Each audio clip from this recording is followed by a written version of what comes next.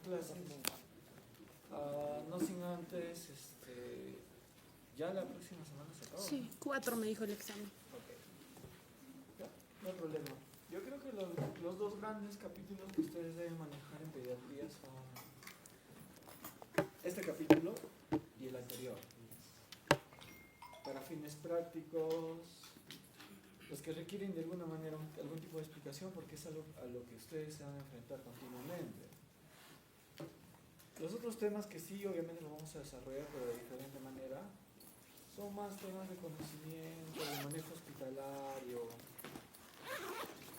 y obviamente tal vez con los exámenes significa que deberían leerlos, ¿no? Así que sí van a leerlo, pero de que ustedes manejen, hagan tratamiento, diagnóstico, lo van a hacer en el internado, en su externado, pero salvo que quieran ser pediatras, va a ser manejo pediátrico, ¿no? Como ustedes, IRAS y EDAS es algo que van a ver de 10 niños, 9 van a tener este problema, EDA o IDA.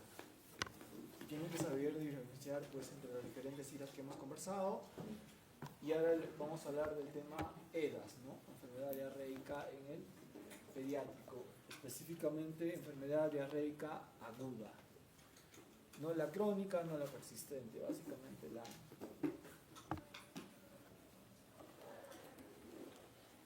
Un tema súper importante, ¿no?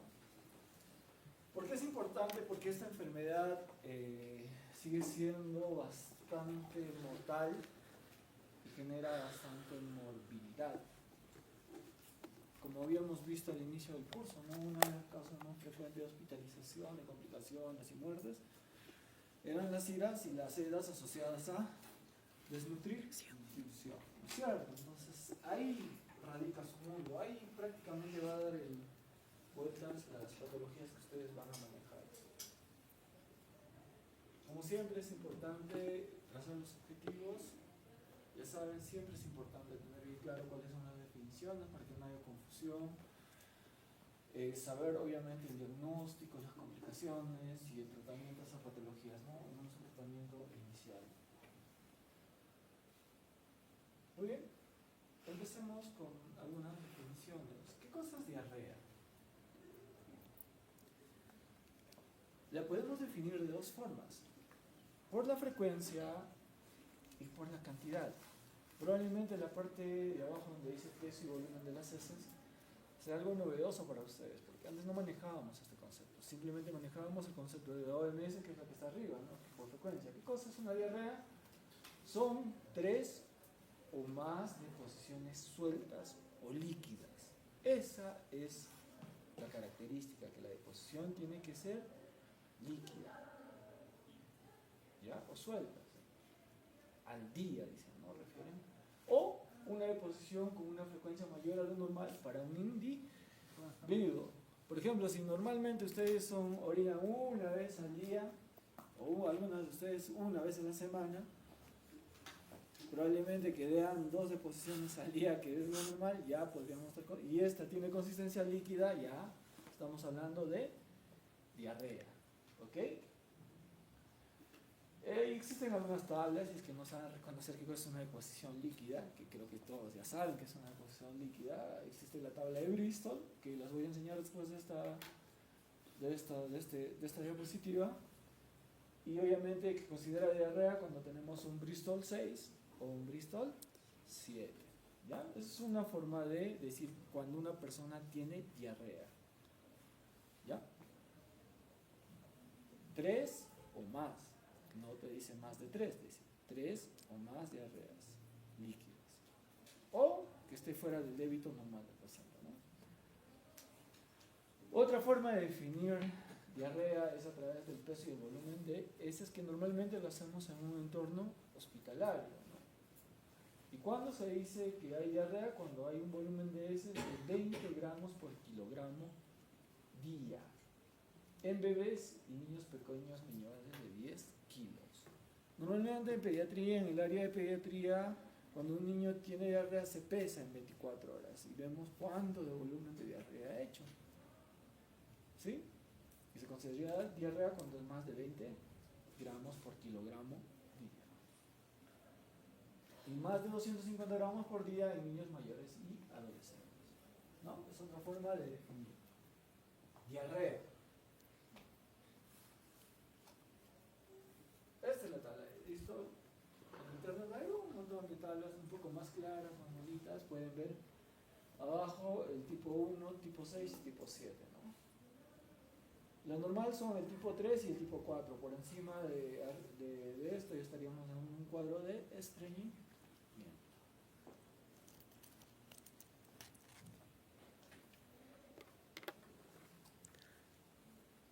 Muy bien, si yo clasifico la diarrea por el tiempo, voy a tener 3 tipos de diarrea. El primer tipo de diarrea que voy a tener es la diarrea aguda. Esta es de duración menor a 14 días. ¿no? Es la más frecuente en pediatría, es a la que ustedes se van a enfrentar todos los días. ¿no? Usualmente la causa más frecuente de este tipo de diarrea son problemas virales. Pueden haber toxinas y también pueden ser de origen bacteriano, pero la más frecuente siempre va a ser viral. Luego tengo la diarrea persistente, que tiene una duración de 14 hasta 30 días. ¿no? Puede iniciarse como una aguda y luego progresar. ¿no? Puede ser una diarrea aguda que no se resuelve y pasa a ser una diarrea persistente. ¿Cuáles son las causas más frecuentes? Miren, acá ya no están los virus, ya no están las bacterias, tenemos otro tipo de agente etiológico, ¿no? Por ejemplo, las infecciones como los parásitos, como la Yardia lamblia, Cryptosporidium, que son, por ejemplo, son muy comunes en zonas alejadas, en pueblos. ¿Ya? Pueden ser secuelas de una complicación de una diarrea aguda, puede ser que le entró el rotavirus y le dejó dañado todo el epitelio intestinal y esto se prolonga y genera un problema de mala absorción y lleva al paciente a una diarrea persistente, no necesariamente de origen bacteriano. ¿no? Puede ser una intolerancia porque sí, está relacionado con la mala absorción o puede ser por un problema de malnutrición. ¿no? Entonces, una diarrea persistente ya tiene otra etiología. Ya no estamos hablando de infecciones virales, ni bacterianas, ni toxinas. Y por último, el otro tipo de diarrea de con el tiempo tenemos la diarrea crónicas, que ya son diarreas que están más de 30 días. Ya se asocian a causas no infecciosas como puede ser la enfermedad celíaca, alergias a proteínas, la enfermedad inflamatoria intestinal. Todo es un conjunto de patologías que probablemente ustedes ya no van a poder manejar este tipo de condiciones. Incluso ya probablemente llegan al ámbito de la subespecialidad de gastroenterología pediátrica, porque hay que hacer algunas pruebas para llegar al diagnóstico en este tipo de casos. Entonces, niños que ustedes, por la temporalidad de la diarrea, ustedes ya pueden tomar decisiones en el paciente. ¿no? Si es una diarrea aguda, probablemente la van a poder manejar ustedes. Pero si es una diarrea persistente, si el cuadro clínico es bien claro, sí lo van a manejar. Pero si no es muy cuadro, van a tener que ser referidos. Y si es una diarrea crónica, la mayoría de veces probablemente ustedes van a tener que referir al paciente para que se haga una investigación adecuada en el caso.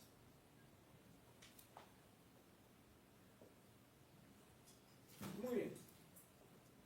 Yo creo que la parte más importante para entender lo que es la herida, y esto genera bastante bastante discusión. Y genera mucha discusión porque el pediatra, el médico, no está muy instruido en fisiopatología. Se empieza a inventar cada cosa. Cuando uno entiende un poco los procesos fisiopatológicos, realmente puede entender con más claridad la clínica. Entonces, presten atención bastante al tema de la patogenia. ¿Ok?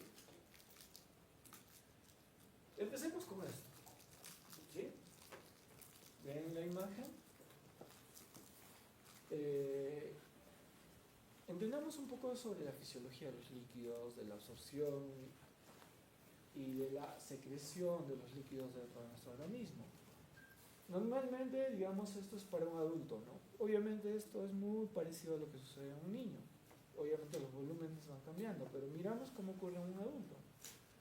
El adulto normalmente ingiere casi 2 litros de agua, que están incluidos en la comida, no vayan a pensar que es agua sola. Ya hemos conversado varias veces que la comida un gran porcentaje de los alimentos que ustedes comen es agua. Una manzana, ¿qué porcentaje de agua creen que tiene? Está entre 60 y 70% de agua. Y todos los alimentos que ustedes ingieren tienen un gran porcentaje de agua. Y esos 2 litros están hablados por eso en líquidos o fluidos. Normalmente de la ingesta nosotros recibimos esos 2 litros de agua. ¿Qué sucede? Que cuando entra a la cavidad oral se agrega 1.5 más litros de agua a través de la secreción salival. En 24, ojo que esto es en 24 horas. ¿Ok? Luego, cuando entra al estómago, los jugos gástricos van a aportar a esos 2 litros. Ya tenemos 3.5 litros a nivel de la cavidad gástrica, ¿no es cierto? Y ahí le vamos a agregar 2.5 litros más de agua, ¿no? Los jugos gástricos. La bilis, miren cómo va a incrementar esta cantidad de agua. Casi medio litro de agua. Y luego los jugos pancreáticos, ¿sí? Entonces va a haber una cantidad de secreción de líquidos a nivel gastrointestinal. En total, ¿cuántos litros sale? 8 litros, ¿no es cierto? Miren cómo se produce 8 litros antes de llegar, ¿hasta qué zona? Básicamente hasta el duodeno. Hasta el duodeno básicamente va a ingresar agua, va a haber secreción de agua. Hasta el duodeno va a haber secreción de agua. Por todos esos mecanismos que estamos hablando. Pero una vez que sale del duodeno, ya va a haber el proceso de absorción de agua. ¿Y dónde va a haber esa absorción? Miren, ¿cuánto se absorbe en el tubo digestivo delgado? Miren cuánto hay. ¿Cuánto dice? 6.7, casi todo, ¿no? Un gran porcentaje de esos 8 litros ya se está reabsorbiendo en el intestino delgado. Y el otro porcentaje que queda, 1.3, ¿cuánto tenemos hasta ahí? 7.8 litros se absorben en el intestino grueso. Y solamente se eliminan a través de las heces 200 mililitros de agua. ¿Se dan cuenta? Claro que toda esa agua que se ha reabsorbido va a ser regulada por el riñón. ¿Me entienden? Pero miren lo que normalmente sucede a nivel gastrointestinal. De ese 8 litros, solamente 200 mililitros se van a eliminar. Todo se va a reabsorber. ¿Y quién es el que reabsorbe más? Es el intestino delgado, ¿no? Por eso dice acá, el intestino delgado realiza la mayor parte de la absorción de líquidos, 83% en el tracto gastrointestinal, ¿cierto? Pero acá hay un punto. Entonces podríamos afirmar, ok doctor, ya me estoy dando cuenta. Entonces, si es que hay un problema a nivel del intestino delgado, un problema en la absorción de líquidos, ahí se va a originar. El primer causante de las diarreas probablemente sea a nivel del intestino delgado. Podríamos afirmar eso, ¿no? Porque es el mayor lugar donde... Pero acá hay algo sui generis. ¿Qué pasa? Que en el colon, digamos, miren lo que dice, ¿no? Colon un contenido de agua de aproximadamente el 90% y sale en forma de heces. O sea, se reabsorbe una gran cantidad de agua a nivel del intestino grueso. Entonces, los dos van a generar problemas de diarrea a nivel de intestino delgado y a nivel de intestino grueso. Tiene el mismo impacto. Que haya una lesión a nivel intestinal, a nivel de intestino delgado e intestino grueso, puede generar diarrea. ¿Ya? Pero es muy interesante, ¿no? Ustedes nunca habían percibido eso. Cómo se mueve el agua dentro de los intestinos. Eso es fisiología.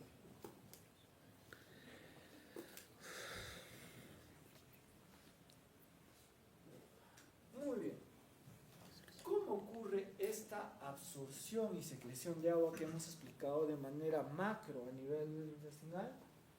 Podemos ver estas dos imágenes. Del lado derecho tenemos la parte superior, tenemos lo que ocurre en el intestino delgado, y en la parte inferior tenemos lo que ocurre en el intestino grueso. ¿Ok?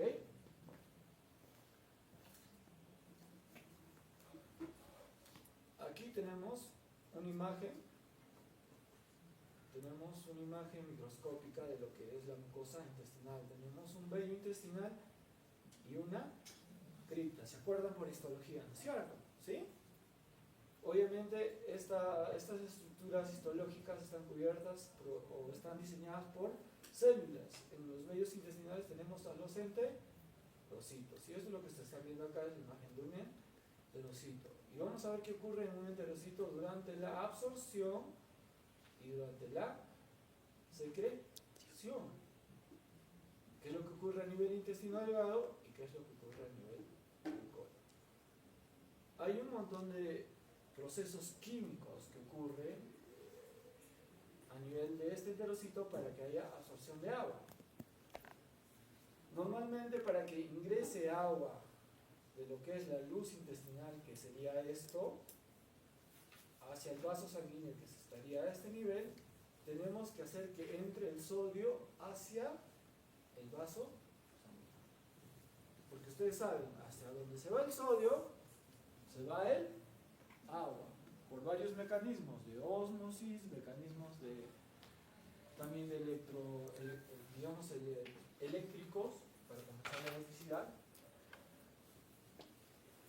Aquí podemos ver quiénes nos regulan ese ingreso de sodio de la luz intestinal hacia los vasos sanguíneos. Miren, tenemos sistemas de contratransporte y cotransporte. Por ejemplo, miren este sistema de cotransporte donde hay un receptor que es el SGLT1, ¿sí? Donde este receptor hace que ingrese el sodio con la glucosa. Los dos ingresan. Es un sistema de cotransporte, ¿no? Acá tenemos dos sistemas de contratransporte, donde por ejemplo entra el sodio a través del receptor NH3, entra el sodio y sale el hidrógeno. Y hay un sistema, un receptor que se llama DRA, que hace que es un sistema muy importante. El cloro, a ver, para que me entiendan y no se mareen, el sodio va a hacer que entre el agua de la luz intestinal al capilar, y el cloro va a hacer que el agua salga de la luz del capilar hacia la luz intestinal. ¿Eso queda claro o no? Entonces acá tenemos un sistema también de transporte que sale donde entra el cloro y sale el bicarbonato. ¿Quiénes activan estos receptores? Es esta pequeña bomba que tenemos acá, esta bomba sodio-potasio ATP-ASA. Esta bomba es la que mueve activamente, o que hace que ingrese el sodio intracelular, salga al extravascular. Entonces, el ingreso del agua de la luz intestinal al capilar es un proceso con gasto de energía, porque necesito a esta bomba. Esta bomba es la que me va a mover lo que acá hay una concentración de sodio, acá hay otra concentración de sodio y acá hay otra concentración de sodio. Normalmente cuando acá, para que aumente la concentración de sodio, acá se va a mover por esta bomba. Esta bomba va a bombear sodio a este lado, bomba a este centro. Entonces, ¿qué va a originar? Que el sodio que está en la luz ingrese aquí y luego pase hacia los vasos sanguíneos. Es importante que ustedes tengan bien claro estos receptores, estos mecanismos, cómo ingresa el sodio hasta el vaso sanguíneo. Porque estos son los mecanismos que se van a alterar en una diarrea, como lo vamos a ver más adelante. El sodio, el agua puede entrar de manera pasiva, sí. En las uniones entre enterocito y enterocito hay espacios, entonces el agua puede entrar también directamente al vaso sanguíneo, sí, pero no es muy significativo. ¿Ok? Entonces, miren, tenemos esos tres receptores que me mueven el sodio hacia la luz del capilar, y de esta manera jalamos agua de la luz intestinal hacia los capilares. Esto ocurre a nivel de las vellosidades. A nivel de las criptas, el mismo enterocito, pero que tiene una configuración diferente. Los enterocitos de las criptas tienen una disposición diferente. Miren, tienen dos receptores diferentes y tienen unas bombas completamente diferentes. Y acá tenemos, miren, este sistema de cotransporte, donde se transporta el sodio, el potasio y el cloro. Esto ocurre a nivel del enterocito de la cripta, donde empuja, hace que el cloro salga primero hacia el interior del enterocito, y de aquí, a través de estos dos receptores, este CFTR y el CACC, hace que el cloro salga hacia afuera, y con esto el agua sale hacia afuera. Y doctor, ¿por qué sale el agua hacia afuera? ¿Por qué? Por las cargas. Porque el cloro tiene carga negativa, y para compensar esa carga, el agua tiene que salir hacia afuera. ¿Ya? Entonces tengo mecanismos que hacen que ingrese el agua de la luz intestinal hacia el capilar, y mecanismo que salga del agua del capilar hacia la luz intestinal. ¿Sí? ¿Ya? ¿Está claro? ¿No se desmayan todavía? No. Esto es a nivel del intestino delgado. ¿Qué es lo que ocurre a nivel del intestino grueso? También tenemos criptas, pero ya no tenemos vellosidades. A nivel del intestino grueso, ya en el colon no hay criptas, perdón, no hay vellos intestinales, pero sí sigue habiendo criptas, y las criptas son más profundas. ¿Y qué ocurre? Miren, acá tenemos casi los mismos receptores, las mismas moléculas que acá arriba, ¿no? Tenemos el DRA, el NH3, pero acá aparecen otros dos tipos de receptores que colaboran también al ingreso del sodio. Miren acá este sistema de cotransporte. El sodio entra con la glucosa. Este receptor es interesante, ¿no? Este receptor se activa cuando hay glucosa y sodio. Para que se active este receptor, tiene que haber glucosa y sodio, y ahí entran los dos. Si no, nadie entra. Así de simple. Miren la importancia de la glucosa y el sodio. Aquí ya no es glucosa y sodio, acá es el sodio y un ácido graso de cadena corta. Esa es la condición para que entre el sodio. Para que entre acá en el enterocito del colon, tiene que haber un sodio y un ácido graso de cadena corta para que ingrese el agua. El sodio, y por ende ingrese el agua. ¿Sí?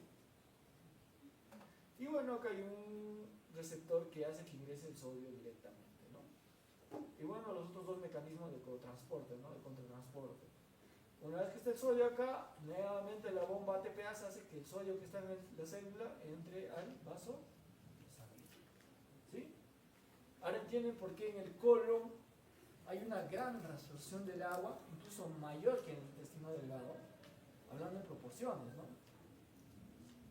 Normalmente, si llegaría más agua al colon tendría una capacidad mayor para reabsorber el agua, pero como ya no le llega mucha agua, de lo poco que ha llegado lo reabsorbe, pero lo optimiza. Por eso la función del colon es reabsorber básicamente agua. ¿Sí? Y es importante que recuerden esto de esto de acá, que el sodio entra con ácidos grasos de cadena corta. Porque quienes hacen que se generen los ácidos de cadena corta son las bacterias que tenemos en el intestino. Son las que van a fraccionar los triglicéridos y ácidos grasos que lleguen hasta el intestino grueso. Y ahí explica ciertos fenómenos que vamos a ver más adelante. Bueno, y el mecanismo de secreción de agua es el mismo que el de arriba, miren, es el mismo. Hay un cotransporte de cloro, los mismos receptores de cloro, y se elimina el cloro, pero es en poca cantidad. A nivel de intestino grueso no se secreta mucha agua, es mínima la secreción de agua. ¿Sí? Entonces, hasta ahí podemos entender un poco cómo se maneja el agua a nivel gastrointestinal. ¿Se entiende? De manera macro y de manera micro, histológicamente. Sí, ¿no es cierto? Eso es fisiología, eso es lo que Ustedes teóricamente han estudiado en fisiología gastrointestinal y metabolismo del agua. Si no, yo les estoy haciendo recordar un poquito de lo que ustedes ya hicieron. ¿Ya? Muy bien. Ahora entremos al tema de fisiopatología. Entonces, ¿qué ocurre en una situación de diarrea? ¿Cómo se produce la diarrea? No estoy hablando de diarrea aguda, no estoy hablando de diarrea persistente, estoy hablando de diarrea, el mecanismo, cómo se hace para que estas heces se vuelvan blandas, líquidas. Miren la primera imagen. Es una condición normal.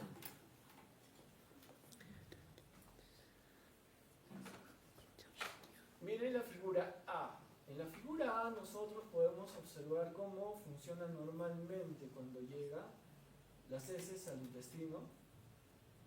¿Se acuerdan? Que el sodio entraba con nutrientes, es el mecanismo donde entraba con glucosa, ¿sí? Miren la flecha, miren cómo entra el sodio normal y cómo entra el agua acompañado del sodio, ¿no es cierto? Y miren cómo el cloro, miren una flechita chiquita, una cabecita y cómo sale el agua. Entonces, las heces salen deshidratadas y normales, como las conocemos. Un Bristol tipo 3 o 4, ¿no es cierto? ¿Ok? Esto es lo que ocurre de manera normal. Entonces hay situaciones donde, por ejemplo, no se van a absorber los nutrientes. ¿Se acuerdan de esa bomba que metía a la glucosa con el sodio? Se altera.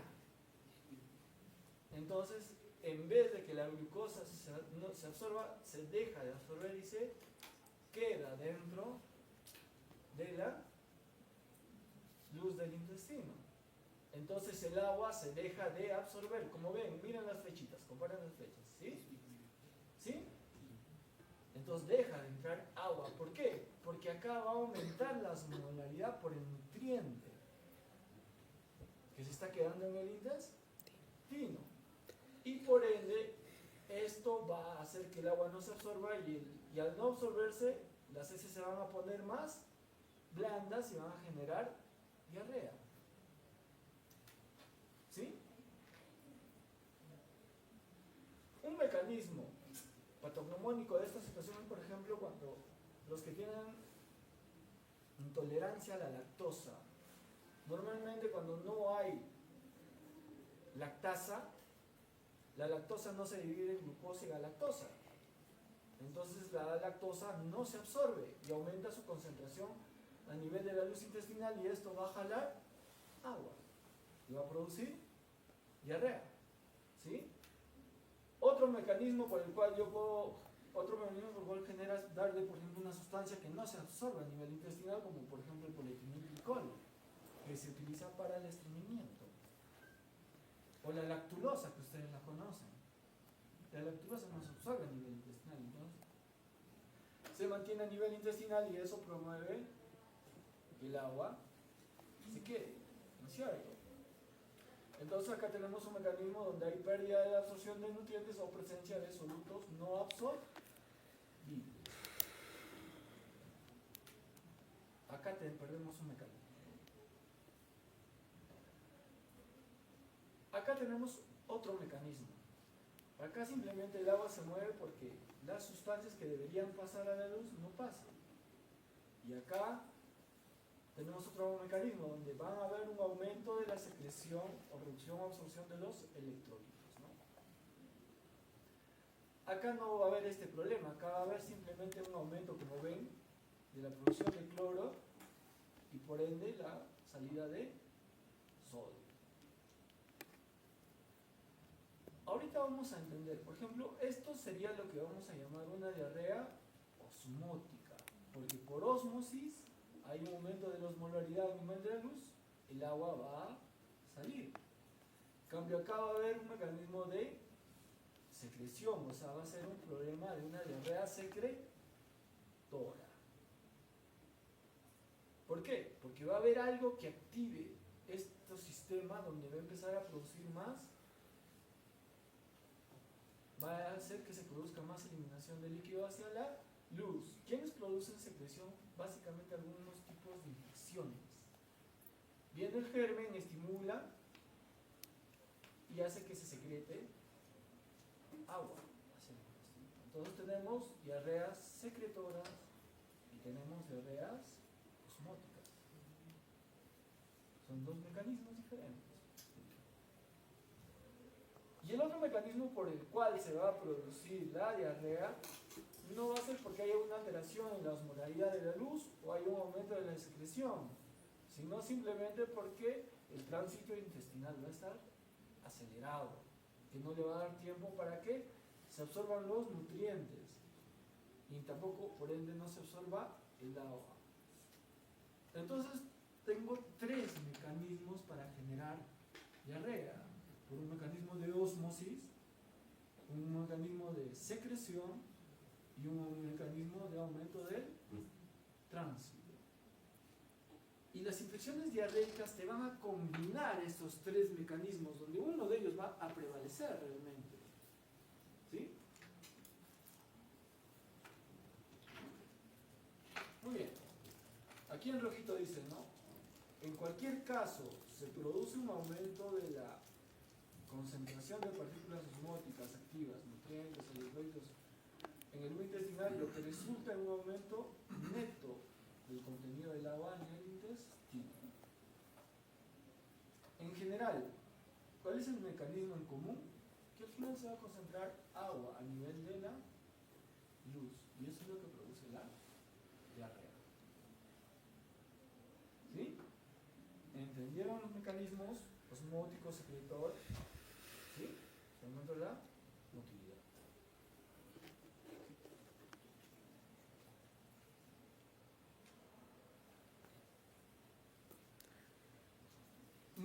Como dice ahí, ¿no? Y le he puesto justo una diapositiva para que lo lean. Muchas de las patologías subyacentes a la diarrea infantil la causan mediante una combinación de estos mecanismos primarios: secreción, ósmosis, aumento del peristal.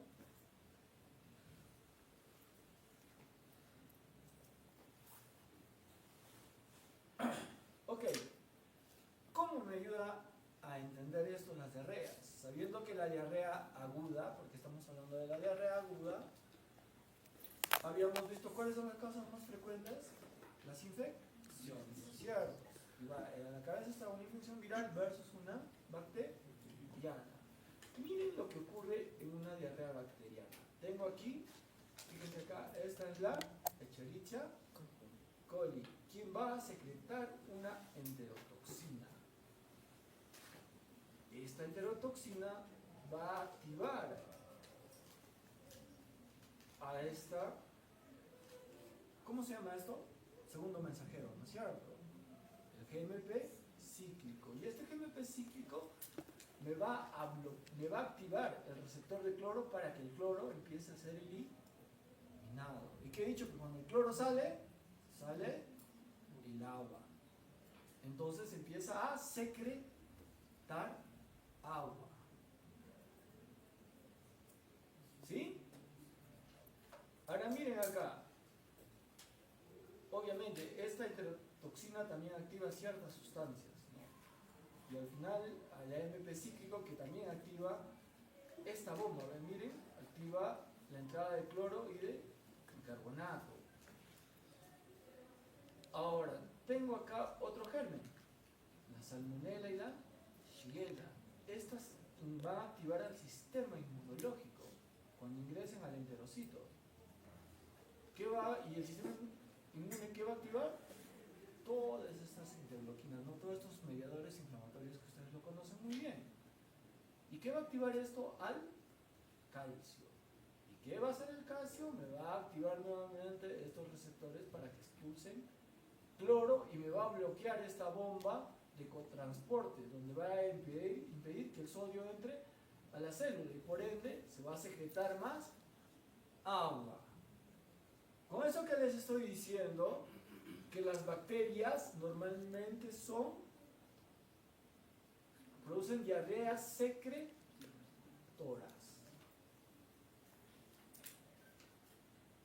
¿Sí? ¿Cómo ocurre en el virus?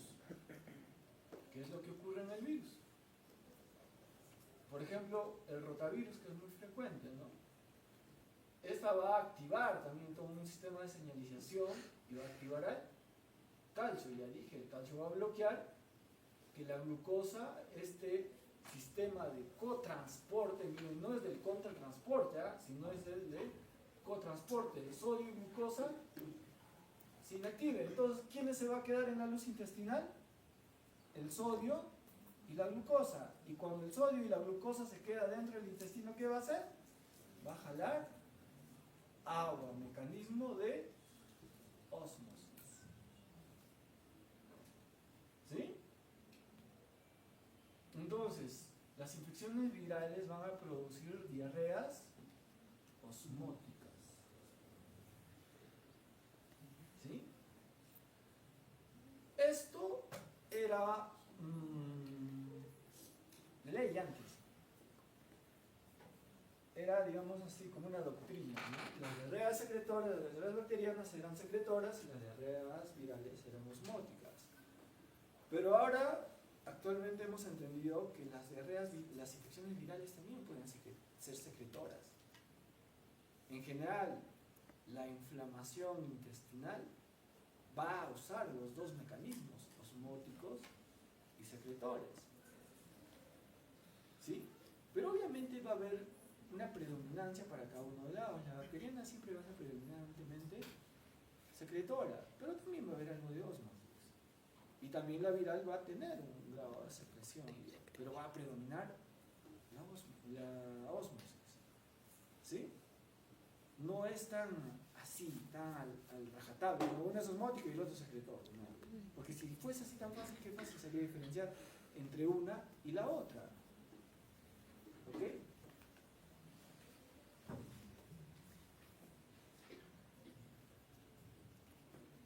Muy bien. Un punto de fisiopatología importante es que entiendan cómo las bacterias colónicas participan en la fermentación de los carbohidratos de la dieta no absorbidos a nivel del intestino delgado. ¿No es cierto? Para producir ácidos grasos de cadena corta, como acetato, propionato. ¿Vieron ese mecanismo donde yo le decía que el sodio entraba con un ácido graso? Y ahí está la importancia de las bacterias. Cuando tú te comes algo, no todo se va a absorber a nivel del tubo digestivo delgado. Una gran parte va a pasar al tubo digestivo grueso. Y las bacterias van a tener que metabolizar estos carbohidratos que tú has ingerido, estos ácidos grasos, y los van a reducir a su mínima expresión y van a entrar al cuerpo nuevamente a través del mecanismo que habíamos mencionado, el cotransporte con el sodio. ¿Ya? Ahora, ¿qué es lo que sucede normalmente cuando ustedes hacen mal uso de los antibióticos? Pueden promover la diarrea. Si es viral, con mayor razón todavía. Porque ¿qué van a quitar? Van a romper este mecanismo cuando ustedes utilizan, por ejemplo, un antibiótico de forma inapropiada. Van a bloquear este sistema. ¿Cómo? Vas a matar a las bacterias.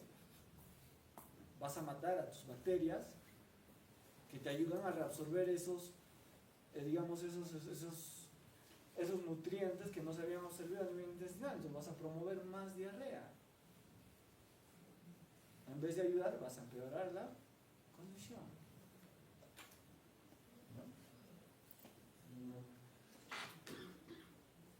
¿No? Muy bien. Este cuadrito, ustedes pueden ver que tenemos dos tipos de diarrea. Para entender este cuadro, tenemos una diarrea acuosa, donde las heces van a ser acuosas. Y tenemos las diarreas invasivas, donde va a haber sangre en las heces. ¿Sí? Tienen que aprender a diferenciar los términos que les estoy diciendo, porque se van a marear. Entiendan cuando yo utilizo el término de diarrea osmótica o secretora. Acá yo estoy hablando de diarrea acuosa y diarrea invasiva. Son dos términos clínicos. Ahorita vamos a entender qué cosa es una diarrea acuosa y qué cosa es una diarrea invasiva. Solamente lo estoy haciendo hincapié que y acá está la definición, pero no, diarrea acuosa es cuando las heces son acuosas. Y la diarrea invasiva es cuando hay sangre en la diarrea. ¿Y quiénes causan esto? Miren, y es importante que se den cuenta, las diarreas acuosas normalmente son producidas por virus. ¿Quiénes son los más frecuentes? El rotavirus y el norovirus. Esto está cambiando, el rotavirus ya no es el mayor productor de diarreas. ¿Por qué? Por la vacuna. Y normalmente donde se ha hecho una buena vacunación, el causante de las diarreas es el norovirus, de la mayoría de los casos. Luego tenemos la Escherichia coli enterotoxigénica, esa que habíamos visto el mecanismo, ¿no? Ojo que la Escherichia coli tiene la enterotoxigénica, la enteromorrágica y la enteroinvasiva. Hay 3 tipos de Escherichia coli. Ya mi infectología donde desarrolla cada uno de ellos. Solo la Escherichia coli enterotoxigénica produce diarrea acuosa. El Vibrio cólera produce diarrea acuosa. El Cryptosporidium, que también es muy frecuente, produce diarrea, ¿no? Ahora miremos quiénes producen diarrea invasiva, o sea, diarrea con moco y sangre. Las diarreas invasivas son producidas, ya miren, propiamente por bacterias que ustedes conocen muy bien. La Shigella, la Salmonella, el Campylobacter, la Escherichia coli también enteroinvasiva puede generar esto. La enteromorrágica, de hecho, que produce diarrea invasiva. La entamoeba esteroídica, que es muy frecuente en zonas de la selva, y el adenovirus produce también diarreas invasivas. ¿Sí? Recuérdense estos datos. Están notando, ¿no?, que la gran mayoría de agentes que producen una diarrea con moco y sangre, ¿quiénes son? Prácticamente bacterias, ¿no es cierto? Solo hay un virus que puede producir este cuadro. ¿Cuál va a ser? El adenovirus. Los causantes de diarreas acuosas mayormente son virus. Por ahí hay una bacteria. El Vibrio cólera, obviamente que es fácil de diagnosticar clínicamente, pero dentro de la bacteria Escherichia coli enterotoxigénica. Es importante que recuerden estas causas. ¿A quiénes le producen? Acá está, algunas complicaciones. Por ejemplo, miren, los pacientes que tienen Campylobacter, una de las complicaciones que pueden generar es, por ejemplo, Guillain-Barré. Una diarrea, un antecedente de diarrea y luego con parálisis flácida, puede ser un Guillain-Barré, puede ser producido por una Campylobacter. La Escherichia coli enterohemorrágica produce SHU. Ustedes ya lo vieron eso con el doctor Paredes, ¿no es cierto? Entonces, hasta ahí todo conceptual, todo teórico. Ahora vayamos a la parte práctica. Es importante, por eso les estaba diciendo que fijen esos conceptos de diarrea osmótica, secretora, una diarrea acuosa, una diarrea invasiva, ¿no? Muy bien. Para recordarles, no se olviden, la diarrea se refiere a una evacuación de heces blandas o cosas al menos 3 veces en unas 24 horas, ¿no? Ya debe estar grabado en su cabeza. Muy bien, vamos a tener en la parte clínica manifestaciones gastrointestinales, principalmente la diarrea. La diarrea puede ser clínicamente, ya hablando de un enfoque clínico, porque el otro era un enfoque fisiopatológico, ¿no es cierto? El enfoque clínico es de la siguiente manera. La diarrea puede ser acuosa, como lo habíamos mencionado, ¿no? Típica del rotavirus, del Escherichia coli y del norovirus. Puede ser mucosa, el adenovirus y algunas bacterias, y puede ser con sangre o disentérica. La Shigella, Campylobacter, entamoeba, etc. Muy bien, ahí está, en grafiquitos. Si nunca han visto una diarrea acuosa, la diarrea acuosa es así. ¿Ya? Esta es la típica diarrea acuosa. No hay sangre, no hay moco. ¿Sí?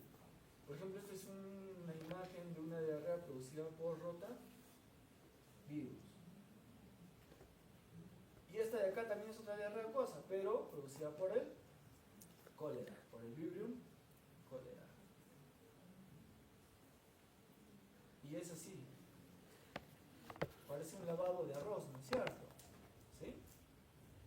Hubo un tiempo, ustedes saben que ha habido acá una epidemia de cólera, ¿no es cierto? En el tiempo de la parcilla, ustedes no creo que hayan nacido, pero yo estaba niño todavía cuando sucedió eso. O sea, un montón de tiempo atrás. ¿No? Pero miren, ha habido.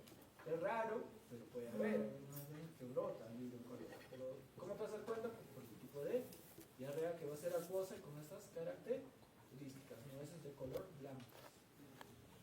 ¿Ya? Entonces, una diarrea acuosa. ¿Van a poder diferenciar una diarrea acuosa? Sí, ¿no? ¿Sí? Entonces, ¿cuáles son las causas de diarrea acuosa? Rotavirus, norovirus, E. coli, Vibrio coli, ya está. Ictus-porino. O sea, si tú ves una diarrea así, y es más, si la ves como ves en la imagen que hace así, rota virus. Ya tienes el diagnóstico solo mirando la caca. No hay moco, no hay sangre, punto. ¿Es rota? Virus. Es un virus, es un norovirus, no hay más. Vuelta a quedar. No hay por qué pedir reacción inflamatoria. Ni hemograma, ni nada por el estilo. Ya nada más. Solo tienes que ver la caca. Por eso es importante que cuando ustedes vean a un niño, señora, ¿habrá traído el pañalito de bebé? Para poder dar una fotito del pañal del bebé. ¿Para qué? Para poder ver lo que te estoy enseñando en este momento. Claro que se ve medio borroso, pero cuando lo vean en la diapositiva va a estar bien claro. ¿Ya? Muy bien, es una diarrea acuosa. ¿Y qué cosa es una diarrea ya invasiva? Ya hay cuando hay heces, en las heces hay sangre y moco. Por ejemplo, acá incluso ya es melénica, ¿no? Pero acá hay un montón de moco, miren. Acá hay una heces acuosa con sangre y moco. ¿Ven la sangre? ¿Ven el moco? ¿Ven la sangre? Esa es una diarrea invasiva. Entonces, de acuerdo a los grafiquitos de fisiopatología que les he enseñado, ¿quién se metía al enterocito a fastidiar al enterocito? La bacteria y el virus, ¿sí? En realidad los dos son invasivos, ¿no? En el término invasivo habla un poco de diarrea inflamatoria.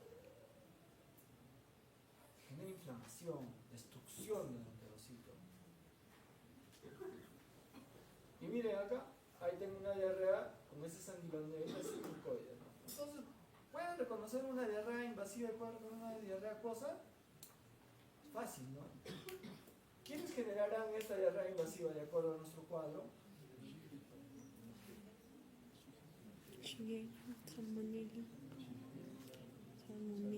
Las bacterias, ¿no es cierto? Usted, normalmente yo utilizo, por ejemplo, un razonamiento inverso para memorizar. Por ejemplo, para recordarme la diarrea invasiva, ¿debería recordarme de todas las bacterias? ¿O debería recordarme del único virus que produce esto? ¿Cómo razonarían mejor? ¿Recordándote todas las bacterias? ¿O recordándote al único virus que produce este tipo de diarrea? Creo que es más fácil recordarse que el adenovirus puede producir una diarrea invasiva.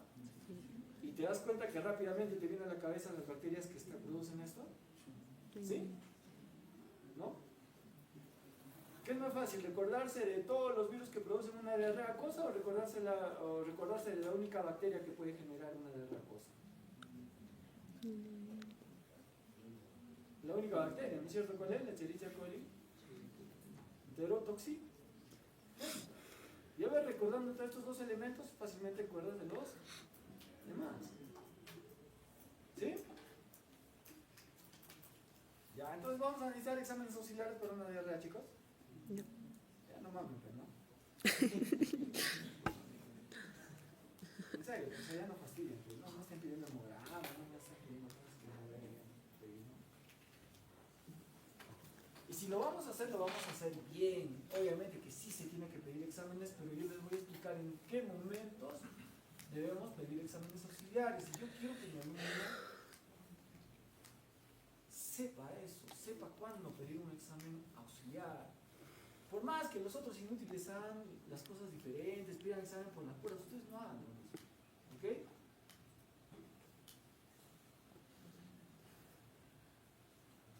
Muy bien, hablemos de algunos síntomas que nos pueden orientar a un tema etiológico, ¿no es cierto? Es un síntoma gastrointestinal.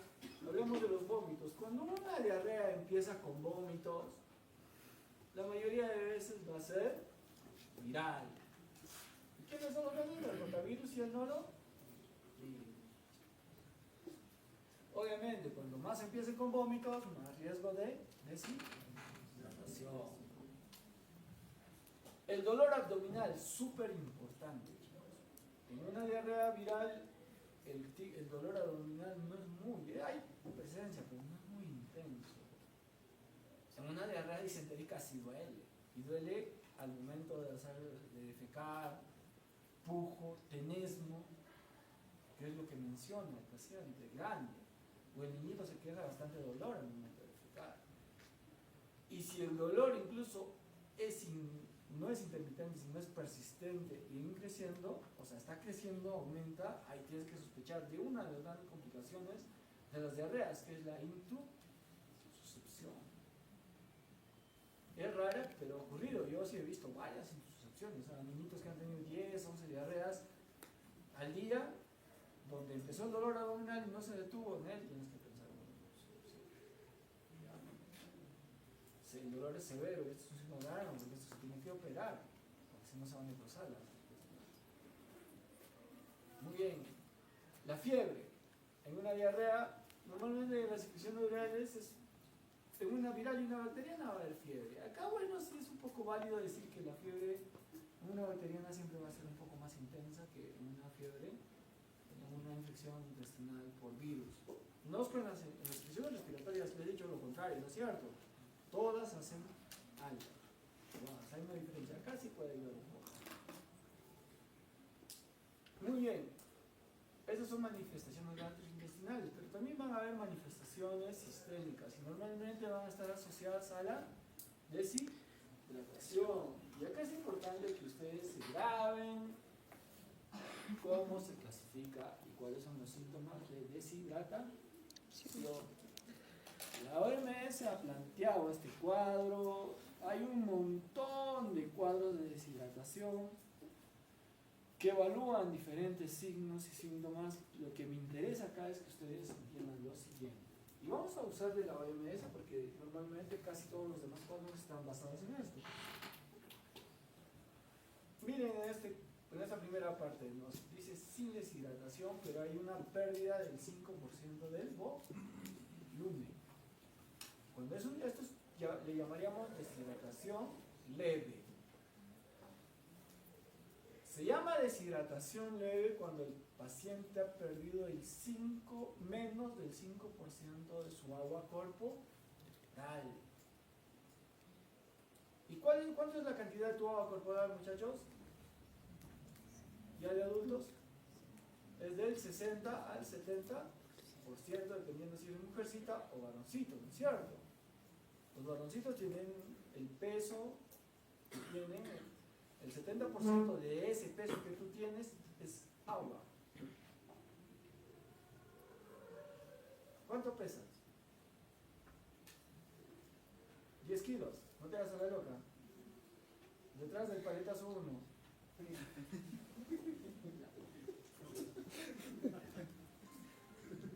¿Cuánto pesas? 55. La doctora pesa 55. ¿Cuánto sería el 5% de su peso? O primero saque de el 60% de su peso. ¿Cuánto es?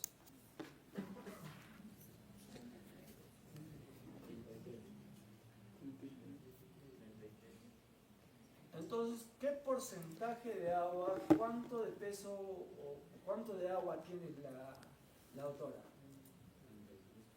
33 kilos de agua, que vendrían a ser equivalentes a 33 litros de agua. Si ella le da diarrea y no es muy severa, va a perder si es leve, va a perder el 5% de ese 33. Eso es lo que significa ese 5%. ¿Sí? ¿Se entendió?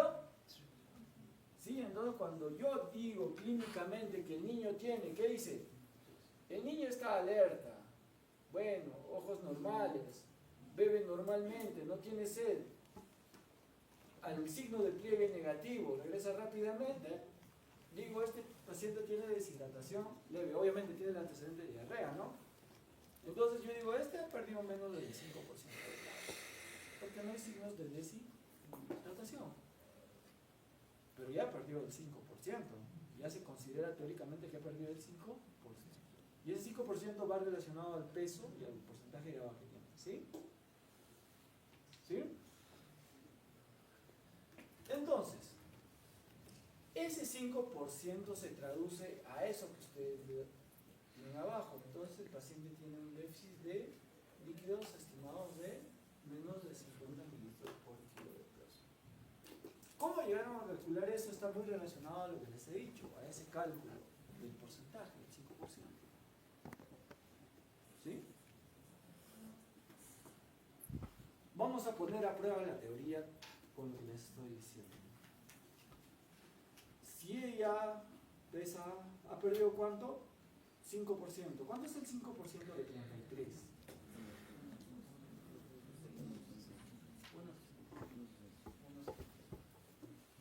¿De cuántos mililitros equivalen mililitros? 1500.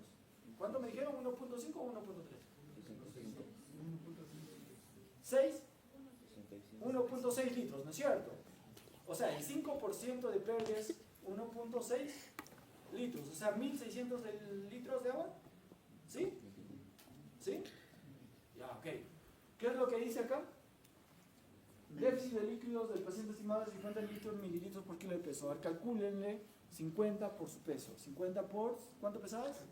55. ¿Cuánto sale? ¿Cuánto? ¿Ah? 50 por... ¿Cuánto pesaba? 55 por 50. ¿Cuánto sale? ¿Ah? Más, ¿no? Es más, ¿no? O sea, si yo si yo me dejo basar teóricamente por esto, ha perdido más agua, ¿no? Pero está equivalente. En realidad, o sea, quiero que entiendan esto porque se van a encontrar con estos conceptos que van a ser un poco confusos. Y hay varias formas de interpretar. Lo que ustedes tienen que entender de dónde vienen estos datos. Nunca van a ser exactos, pero hay una equivalencia. Yo les dije que cuando si ella pierde para su peso, pierde el 5%, es porque ha perdido 1500, 1600 de agua, ¿no es cierto? Pero teóricamente, de acuerdo a mi teoría, me dice que ella ha perdido 2300, ¿dijeron? 2750, ¿no es cierto? Teóricamente ha perdido más, entonces acá hay una sobreestimación a ese porcentaje. Y eso probablemente se deba porque lo estamos calculando en un adulto. Pero si tú lo aterrizas para un niño, probablemente el cálculo va a estar más exacto. Hagamos un ejemplo. Calculen con un niño de 10 kilos.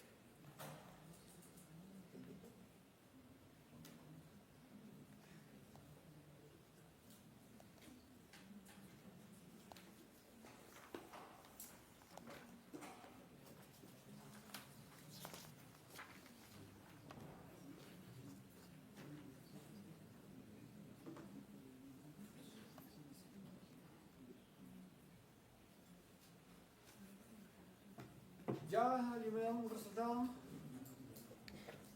Hablen, usen para siempre. Con el estimado sería, Lo que quieran, ¿cómo han sacado? con el estimado sería 500, pero sacándolo así sería 300. Ya ves, se acerca más, ¿no es cierto? Pero hay más porcentaje de agua ahí. 80%. Claro, 80% y sale 400 y el estimado sale 500. Muy bien, también. Excelente, quiere decir que habían entendido. Los que no han entendido, a repasar su tiempo. Ok, entendieron entonces. Muy bien, si han llegado a esos cálculos, quiere decir que han hecho bien los cálculos. Obvio, o sea, de acuerdo a la edad, el porcentaje de agua va cambiando, ¿no es cierto? ¿Sí? Mientras más niño, más agua, ¿no? Y neonatos es de 80%, ya niños un poquito más grandes, 70%, sí, pero estamos ahí. Entonces, ¿se dan cuenta? Que eso, cuando yo veo que el niño lo califico como deshidratación leve, asumo que ha perdido el 5% de su agua corporal. ¿A través de qué? De la diarrea y los vómitos probablemente. ¿Sí? Entonces yo a través de los signos clínicos puedo determinar cuánta agua ha perdido. Entonces, ¿cuál sería el tratamiento? Devolver esa cantidad de agua. Y de eso se trata este chiste. De que si yo califico deshidratación leve, asumo que ha perdido el 5% de agua y por ende el tratamiento es devolverle, reponerle esa cantidad de agua. Y luego hacer que se mantenga de manera normal todo el tiempo. Ya ahorita vamos a ver el tratamiento. Estoy enseñándoles cómo se utiliza este instrumento, cómo se diagnostica y cómo se debe interpretar. Si yo veo que el niño llega inquieto, irritable, o sea, viene un niño con antecedentes de diarrea y vómitos, ¿no? Viene inquieto, irritable, ojos hundidos, pero sediento. Ese es el marcador de una deshidratación moderada. Sediento, con ganas de tomar agua. Yo le hago el signo del pliegue y regresa lentamente el pliegue. Asumo que el paciente ha perdido del 5 al 10% de agua, el doble de lo anterior, y lo califico como un deshidratado moderado. Entonces, entre el primero y el segundo, al segundo tengo que reponerle más agua. Pero ¿cuál es la característica en común de los dos? Que los dos tienen tolerancia oral. Porque este primero, miren, sediento, bebe con avidez, entonces me está dando la oportunidad de restablecer ese 10% perdido.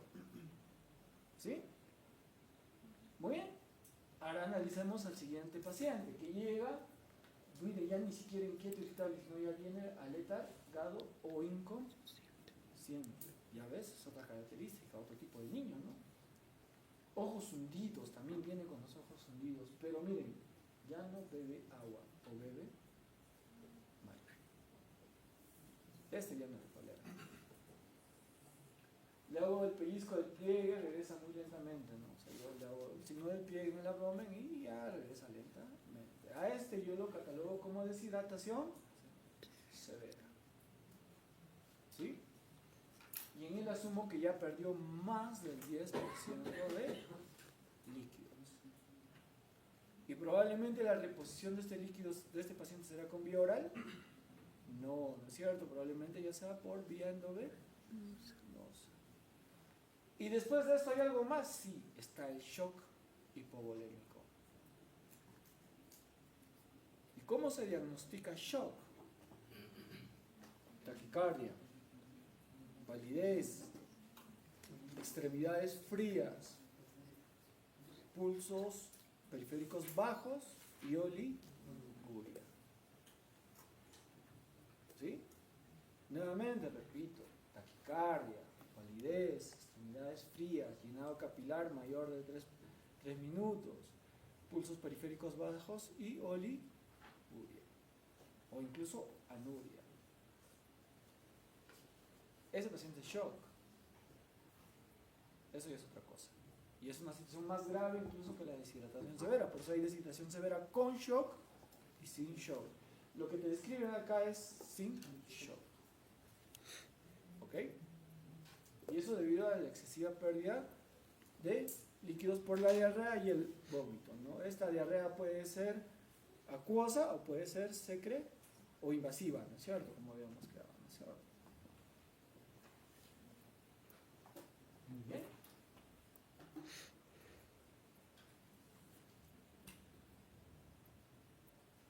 Entonces ahí están descritos los síntomas sistémicos, ¿no? Habían síntomas locales, gastrointestinales, y están los síntomas sistémicos organizados por la deshidratación.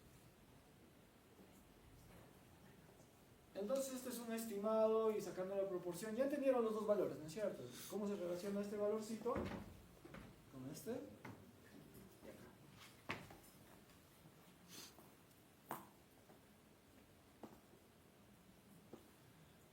Muy bien, ¿cómo se realiza un diagnóstico de la diarrea? ¿Qué es lo que yo necesito? Obviamente una historia, ¿no?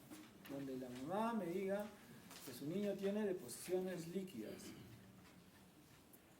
que tienen que ser, obviamente, para que sea diarrea aguda, tienen que ser menos de 14 días. Estas diarreas van a ser probablemente netamente agua, o pueden venir con moco o con sangre. Para mí es importante entender eso. ¿Cuántas veces está haciendo la diarrea? ¿Cómo está su alimentación? ¿Sí? Porque eso es lo que te pide evaluar para detectar signos de deshidratación, ¿no es cierto? El examen físico también es súper importante, ¿no? Donde yo voy a detectar los ojos hundidos, ese pliegue, ese examen neurológico, es súper importante. Y las pruebas de laboratorio e imágenes. Creo que ustedes no van a tener problemas en hacer una historia clínica. Es un tema de practicar y preguntando. Ya les he dicho, siempre vamos a hacer de manera cronológica. Hoy día vamos a hacer un caso, y vamos a ver cómo se hace esto de manera cronológica.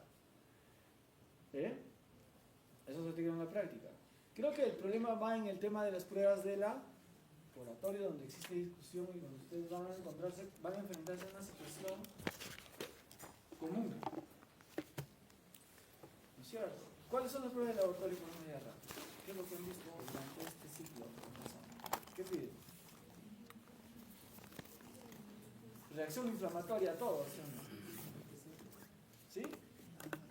Es el pan de cada día, ¿no? La reacción inflamatoria, ¿qué más?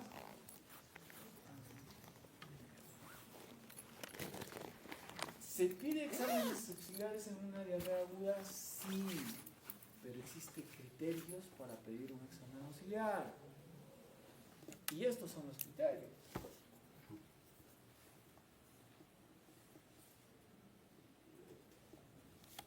¿Qué dice ahí? Los niños que por lo demás presentan diarrea aguda sin sangre y sin exposición, que aumenten el riesgo interior, suelen recibir tratamiento sin estudios complementarios. O sea, la mayoría de los niños deberían, los que tienen diarrea acuosa, no deberían hacerles exámenes. Ningún tipo de examen para empezar. Cuando es acuosa la diarrea. Se justifica estudios adicionales para los siguientes niños, te dicen, ¿no? El mal aspecto. ¿Los ha deshidratado? Sí, severo. Los estudios que ayudan a distinguir entre afecciones potencialmente mortales en pacientes con diarrea y mal aspecto incluyen: ¿por qué yo le pido a un paciente con una deshidratación severa exámenes auxiliares? ¿Por qué le pido un hemograma completo? Porque probablemente el agente es un agente muy agresivo. Y si lo ha llevado a esa condición, puede hacer que el agente ya haya invadido la sangre del niño y puede estar séptico. Y por eso le pido el hemograma, para juntar mis criterios de SIRS, para descartar si está en sepsis o no está en sepsis. Obviamente pido frutis de sangre periférica porque una de las complicaciones de las infecciones diarreicas es el SHU. Y ahí busco esquistocitos. Los reticulocitos, recuerdo el reticulocito muy relacionado para abordar el tema del SHU. La glucemia, evidentemente, si un niño está deshidratado, normalmente las deshidrataciones van muy asociadas a hipoglicemia, porque estos niños no se han alimentado. Y hay que ver cómo está la glucosa. electrolitos ni qué decir. Hemos visto cómo se mueven a nivel del enterocito estos electrolitos, ¿no es cierto? El cloro, el sodio, el potasio están en un movimiento brutal y se están perdiendo sodio, se está perdiendo potasio, se está perdiendo cloro, se está perdiendo bicarbonato. Entonces es importante ver los electrolitos séricos. El nitrógeno ureico y la creatinina, por supuesto que sí. Ustedes, como han visto en la parte renal, este tipo de condiciones de depresiones severas generan daño renal prerrenal. Entonces basta, no es necesario que se eleve la creatinina, basta que se eleve la urea más allá de allá, ese niño ya está con una injuria renal. Cultivo de sangre, por supuesto, porque ya estoy hablando de un niño grave y la posibilidad de sepsis es alta. Cultivo de heces, claro que sí, para poder dirigir mi antibiótico, obviamente, probablemente vaya a iniciar antibióticos, pero direccionados claramente con un cultivo. Heces para toxinas, si es que hay sospecha de Clostridium difficile, probablemente si viene de alguno de tus puestos de salud le voy a tener que hacer eso, porque tú ya le diste acitromicina, amoxicilina, nitrofurantoína, cotrimoxazol, ya le valiste toda la flora y el Clostridium difficile ya se apropió del intestino. ¿Sí?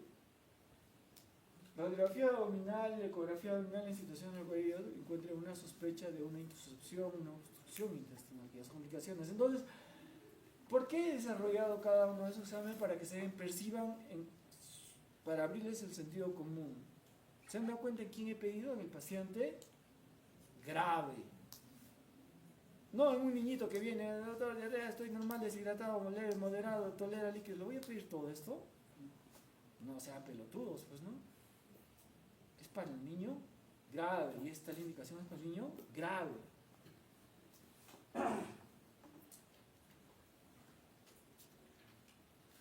Obviamente cuando la deshidratación es significativa, sea la diarrea sintérica o invasiva o acuosa, si es mucho, hay que tener siempre en cuenta los electrolitos. Por eso que recuerden esa imagen donde el potasio, el sodio, todo se mueve, todo. Y la hipopotasemia puede matar, y mata niños más que... O sea, si un niño se muere por deshidratación. Pero antes que la propia deshidratación lo mate, lo que lo va a matar es el trastorno electrolítico, el potasio es el que le va a dar de baja al niño, porque eso le va a generar el paro cardíaco. ¿Ya? La glucosa, lo mismo, ¿no?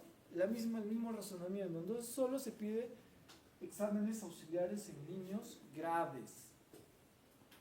Solo en niños graves.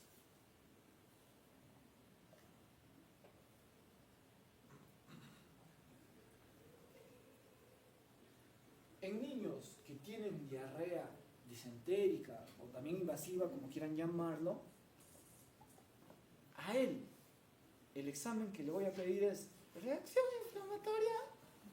No. Le voy a pedir su cultivo. Si hay veces vienen las mamitas, pues no, ya saben, ya no. Doctora, acá está su caca, ¡plac! Que le ponen su cara en la cara, ¿no?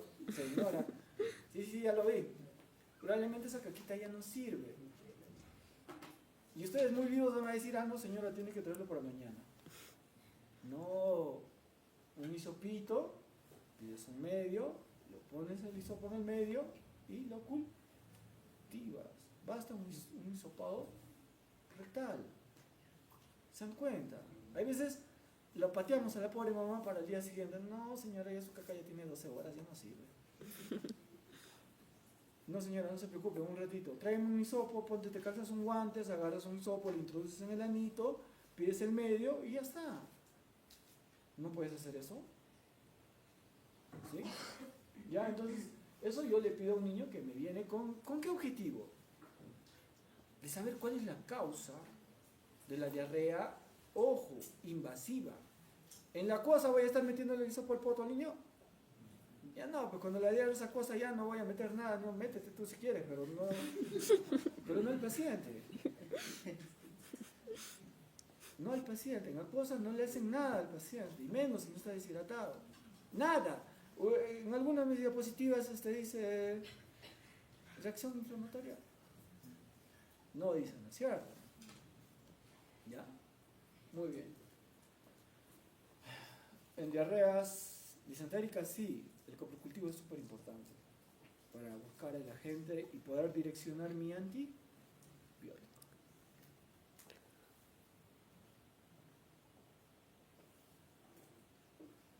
Ahí está lo que quería. Ahí está, doctor, usted ha puesto en la diapositiva, ¿no? Pero mírale, ¿no? ¿Qué dice? La reacción inflamatoria en heces es usada en Perú y en varios países de Latinoamérica, por eso le he dicho que ustedes no deben usar literatura latinoamericana. ¿Ya? No aparece en la literatura internacional de alta evidencia. Incluso la OMS, la APP, la Academia Americana de Pediatría, dice por si acaso. El ESPEGAN, un UpToDate si quieres. No aparece. Vas a leer el UpToDate y no aparece. No, en ningún momento te va a decir, saca tu reacción, tus leucocitos en heces. ¿Y saben por qué? Por esto.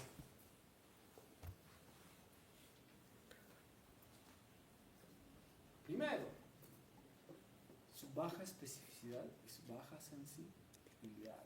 Bajísima, realmente recontra baja.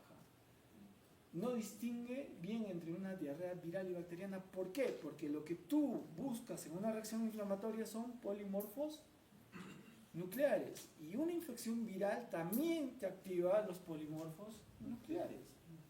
O sea, vas a ver polimorfos nucleares en una diarrea viral y bacteriana. Así que no tiene ningún sentido. Segundo, no te va a distinguir, ¿no? Segundo, porque existen pruebas modernas. Allá que ustedes estén viviendo en la Aña de Pere, quieran seguir viviendo ahí, es problema de ustedes, ¿ah? Si no, ustedes no exigen y van a seguir con su reacción inflamatoria, es problema de ustedes. También ya serán pues unos enanos más, ¿no? Porque si ya tenemos PCR, ya tenemos coprocultivo dirigido, tenemos antibióticos, un montón de cosas. Y hay una sustancia que sí se puede pedir. ¿Cuál es? Una cocina surja, que le digo. A ver, van a revisar el UpToDate y van a decirme cuál es ese examen que sí se puede hacer. Y es tan rápido y tan fácil como la reacción inflamatoria, pero no es la reacción inflamatoria, ¿no? ¿Por qué la han desechado en los países donde la gente piensa? ¿Por qué? Porque no cambia nada. La reacción inflamatoria, en vez de haber mejorado algo, ha empeorado las cosas. No ha mejorado el uso de antibióticos. Ha empeorado el uso de antibióticos. Porque hay leucocitos, hay que darle acitromicina. ¿Me entienden? No ayuda. Y además, ¿qué más ayuda tiene? Si ya te estoy diciendo, pero oye, la disentérica, la invasiva, esa es la que necesita antibióticos. ¿Necesitas más? Solo necesitas la caca, nada más. El estado general, el contexto general, puedes atribuirle no a la bacteria, puedes atribuirle a la deshidratación. Puede venir un niño tóxico muriéndose casi llegando al cielo, pero tú miras su caca y es acuosa, ¿qué haces? No, pero mira su estado, está mal. No, pues es producto de la deshidratación. Hidrata a ese niño y vas a ver cómo va a reaccionar y va a despertarse y va a volver a ser el mismo niño de antes. Y tú mismo te vas a dar cuenta, lo vas a probar. No le vayas a estar poniendo ceftriaxona, acitromicina. ¿Ya? Bueno, ¿y por qué estamos usando? Se usa localmente por disponibilidad, tradición. Ustedes que son bien tradicionalistas van a guardarse su tradición, ¿no es cierto? Pero no por evidencia. Así que ya saben que si han visto pedir reacción inflamatoria, ya saben cómo responder, ¿no? Son parte de la tradición o cambian, pero no es evidencia. No hay evidencia por usar reacción inflamatoria. ¿Correcto? Y ojo que esto es un resumen de todo un montón de cosas que se desarrollan, ¿no? Que se han hecho, que se han evaluado sobre la reacción inflamatoria. No es un resumen mío, por si acaso.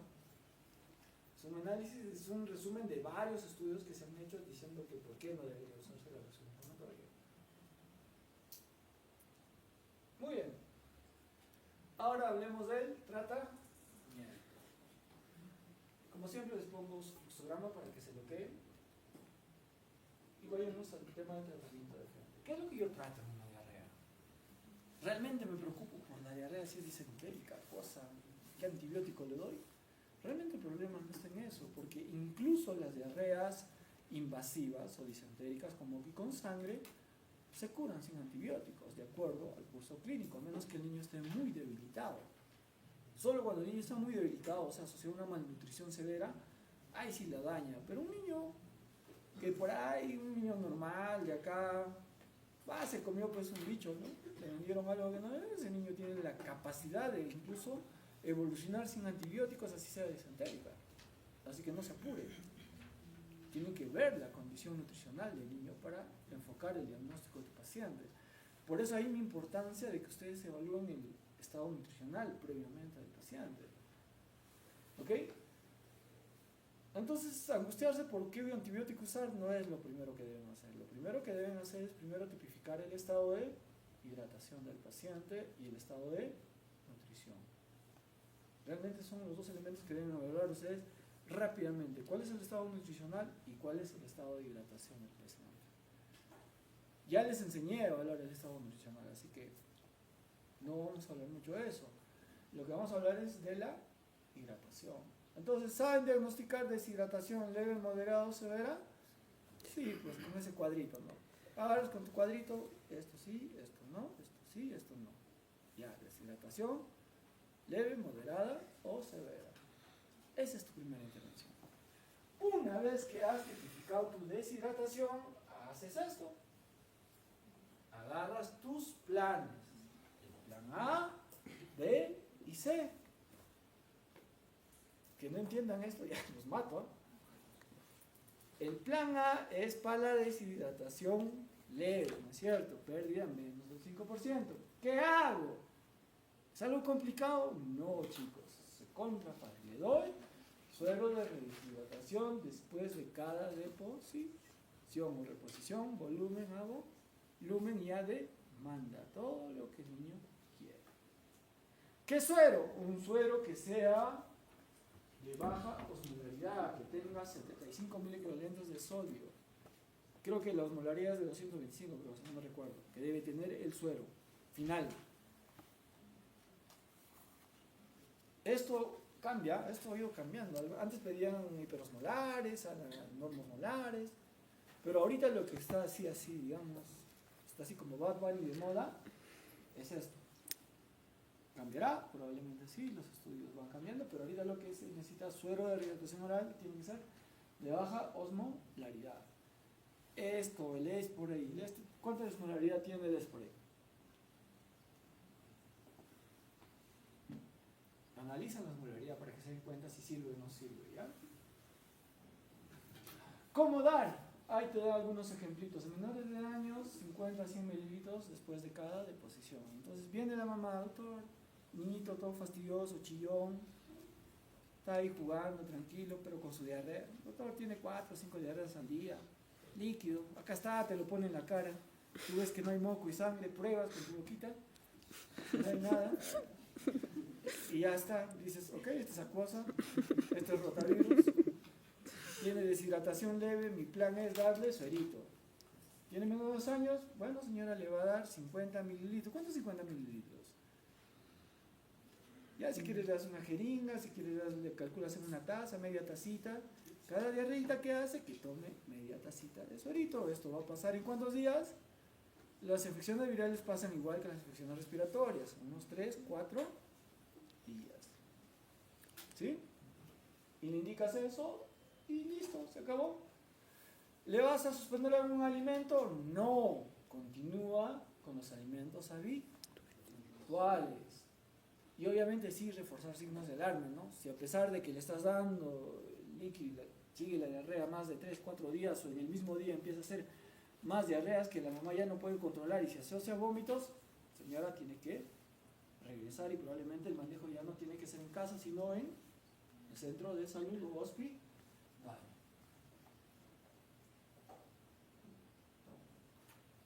Muy bien, ese mismo niño no se controló, empezó a vomitar, empezó con más diarreas y no se controló, llega nuevamente al servicio y ok, pero esta vez le haces otra vez, le vuelves los signos de hidratación y encuentras como deshidratación moderada.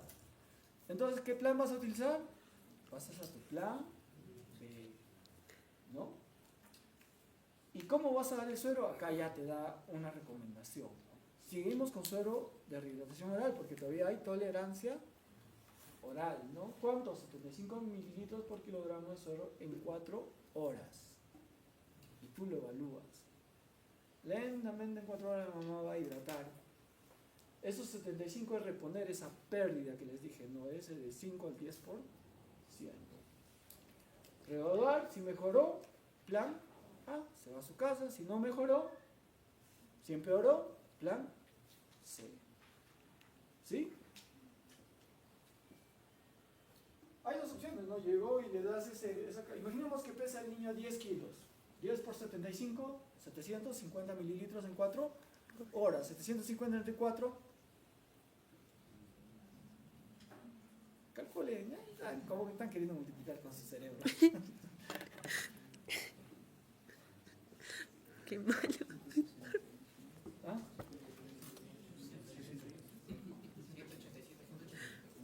Y a 187 tiene que tomar cada hora. Ya, te no vas a dejar 187, no, la enfermera se va a bloquear, pero déjale 200 en 4 cada hora por 4 horas y evalúas. Ahí puedes usar muchas cosas, que el niño como está sediento, se acaba y, ok, ya estoy hidratado, me voy a mi casa a seguir hidratando, ¿no? O en eso que está tomando empieza a vomitar. O la diarrea se hace mucho más, se acelera más y empieza a hacer diarrea con más frecuente. Entonces te gana la hidratación. Entonces, tarán, plan C.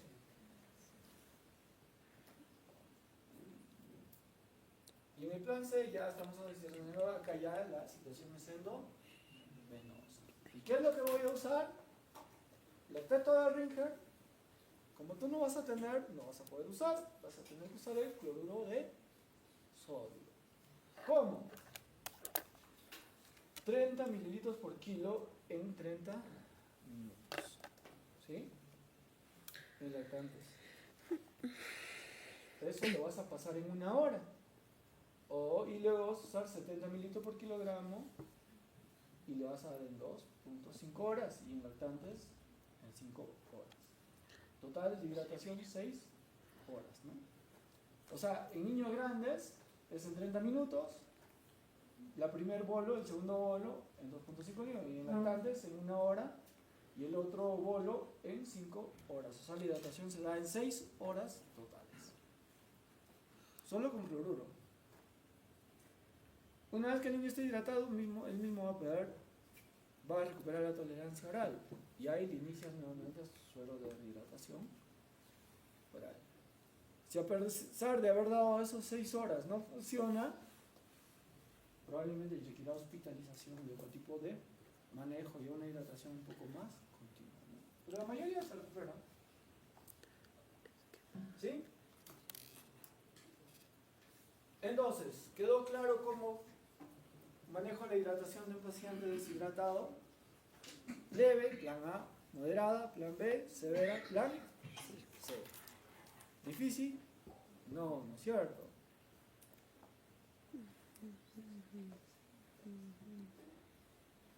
Muy bien. Con respecto a la alimentación,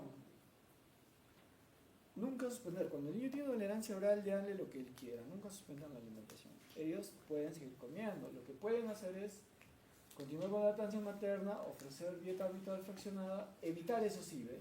Gaseositas, jugos comerciales, caldos muy salados. ¿Ya?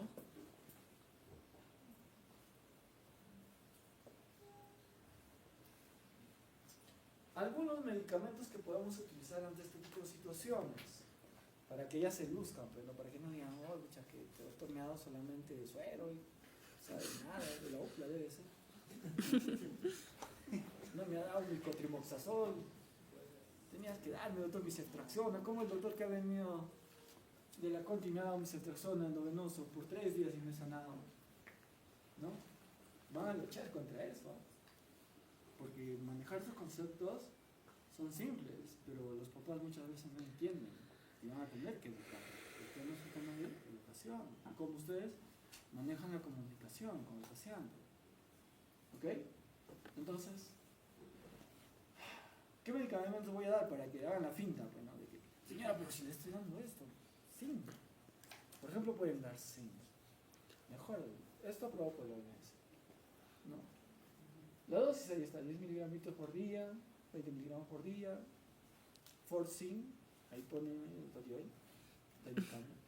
no, mentira. Cualquier zinc, gluconato de zinc, sulfato de zinc, lo que quieran, pero zinc. ¿Ya? Y ahí están las dosis que pueden utilizar por 10 a 14 días. Señora, esto le va a salvar el éxito. Eso va a fortalecer el sistema inmunológico. ¿Ha ayudado? Sí, ha ayudado bastante a disminuir los episodios.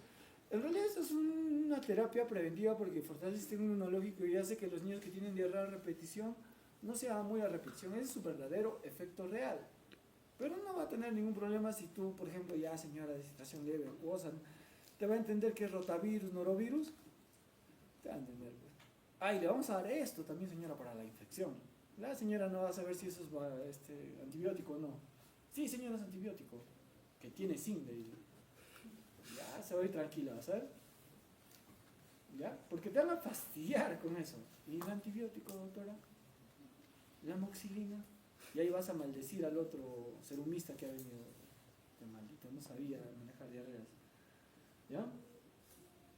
Probióticos. Ya, con eso la hacen ya, pues le estás dando zinc, le vas a dar probióticos. ¿Cuál de los probióticos? Ahí está el lactobacillus rasmosus, que tiene Saccharomyces boulardii, el que ustedes conocen como floratil, ¿no?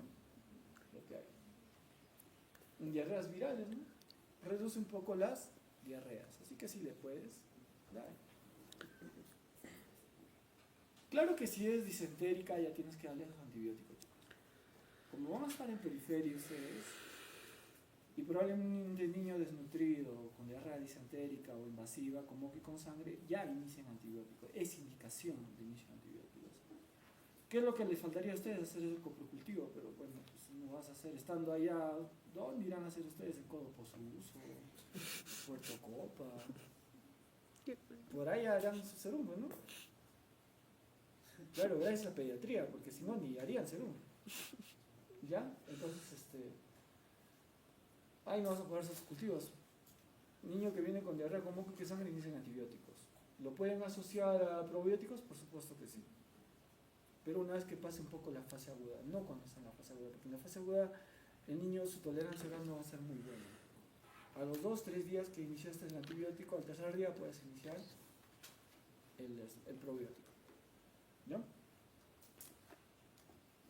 Y si es viral y les fastidia mucho, ya sabes con qué chamullar. ¿No? Pues dale zinc, pues dale probiótico, y dice, señora, este es un probiótico, mejor que un antibiótico. La señora ni va a entender, pero ya termina en biótico, así que está bien.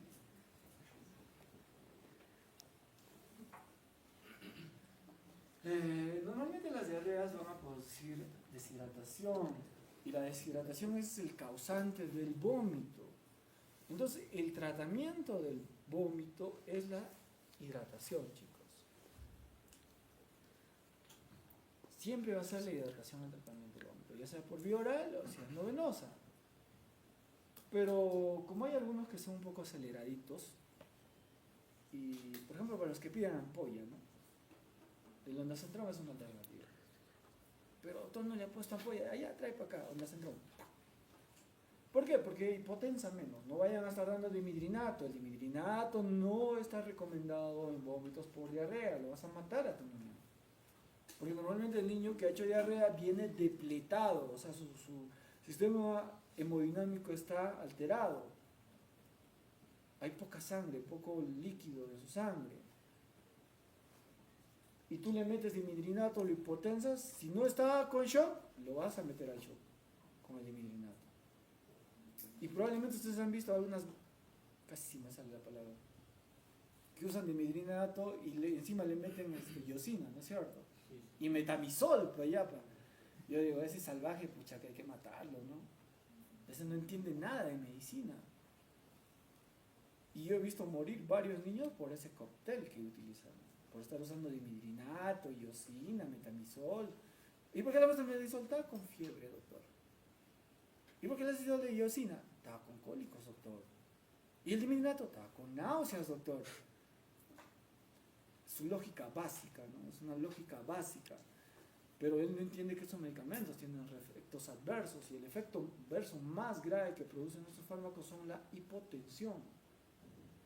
Y si el niño está deshidratado y por ahí está con deshidratación moderada, casi entrando a severa, tú le metes estos fármacos, lo vas a hipotensar y lo vas a llevar al shock farmacológico. El niño se va a morir. ¿Sí? Y tengan mucho cuidado, el único antiemético en diarrea es ondansetron, no hay más. Los viejitos acá, los pediatras viejitos, vas a ver que usan amlodipina, usan ondansetron, y cuánto se les ha ido, de verdad. Y se los digo porque yo les he tenido que recuperar. Muy bien, entonces, una vez que has controlado la deshidratación, puedes dar estos consejos que parecen muy simples. Muchas veces dejamos esto para un costado, pero en realidad son muy importantes y tienen un impacto en la recuperación del paciente. Estos sí han demostrado impacto en la recuperación del paciente. Y uno es, por ejemplo, fomentar la ingesta de agua segura. El lavado de manos es súper importante. El enseñar a un paciente a que se debe lavar las manos evita muchos problemas de infecciones. Evita que se sobrecarguen de gérmenes. Porque cada vez que se agarran, se van al baño, se lavan, se limpian el poto y no se lavan, y se cargan un montón de bacterias y virus y se vuelven a meter el virus y la bacteria, se están sobrecargando de gérmenes. El lavado de manos es súper importante, chicos, ¿ya? Evitar fórmulas sin lactosas en una situación inicial, porque el virus ataca a estos enterocitos e inactiva la lactasa. Entonces se vuelven temporalmente intolerantes a la lactosa a los niños, entonces no le hay que dar leche. ¿Ok? Bueno, el monitoreo de la orina. ¿Por qué sería importante? Ahora ya pueden entender un poco. ¿Por qué el monitoreo de la orina? ¿Qué pasa si deja de orinar? Porque puede ser un signo de shock, ¿no es cierto? Si el niño deja de orinar, la mamá probablemente no se va a dar cuenta si el niño tiene trastornos sensorios, si está pálido, si tiene pulsos bajos, llenado capilar, ella no va a estar, señora, va a revisarle el llenado capilar, ¿eh? No va a ver sus pulsos, no va a ver que el pulso baje, esté taquicardia, no, pues ella no se da cuenta, pero sí se va a dar cuenta de algo. Si tú le dices, si el niño deja de hacer pichi, señora, lo trae rápidamente, ¿ya? El peso, los signos de deshidratación que habíamos mencionado, ¿ya? Siempre dar esos consejos. Muy bien, medicamentos no recomendados. También es importante que ustedes sepan que no está recomendado la loperamida. No se usa loperamida. ¿Sí?